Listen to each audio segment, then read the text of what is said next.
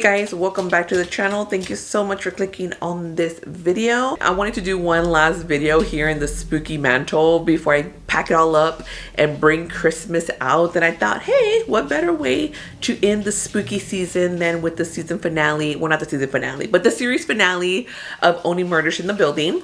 So we're gonna be talking about season 4, just my little quick thoughts of what I thought about the latest season. It did finish like a week or two ago. We're like in November now, y'all. It's okay though, it's okay. But we're gonna take this down tomorrow. That's why I said I need to get it done before I put it up. Now I do have reviews for the first 3 seasons. I'll link those somewhere, either a card or down below. But this is one of my like favorite series that is currently like on any kind of like streaming or like network TV. Season 3 was a little bit of a letdown. Just spoiler alert if you haven't seen it or if you don't want to see it. Season 3 for me just wasn't really it. 1 and 2 were bomb. I loved it.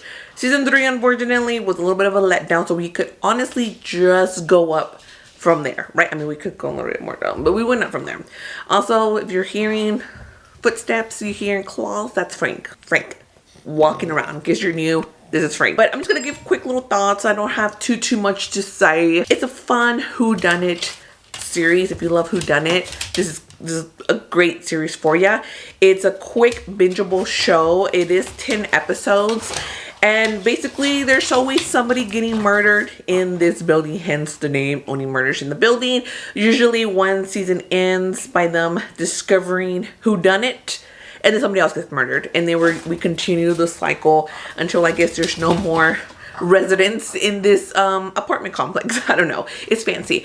But this season we do have newcomers coming around because they did decide to make this into a movie now. So this season we do have the fun additions of Zach Galifianakis, Eva Longoria, Eugene Levy, Melissa McCarthy, Molly Shannon, and of course the returning of Meryl Streep. And Meryl was in season 3, and I feel like she was so underutilized there. I mean, obviously they marketed her. For me personally, I feel like we didn't get enough of her, and it's kind of the same thing here with this little trio, but it kind of makes more sense her not being in it, well, them not being in it as much, just because it's supposed to be like a movie, right? They're playing the main characters, and they're just playing a very unhinged version of themselves, right? Like Zach is playing a very mean version of himself.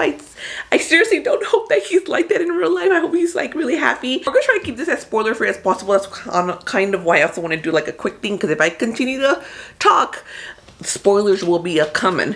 But yeah, just like their little addition, the little fun addition it was fun. And then we also have the return of 2 people that I won't spoil again, because we're gonna try not to give too many spoilers. This season I think was probably like the hardest death, because it's a very beloved character. I don't even know if I should really mention who died, because technically we know who died from season 3, right? But if you've never seen the series as a whole, no, because why would you be seeing this if you haven't seen the series at all? So of course, Sass, who's played by the wonderful Jane Lynch, her character gets murdered at the end of season 3, and then we're trying to figure out who murdered Sass here.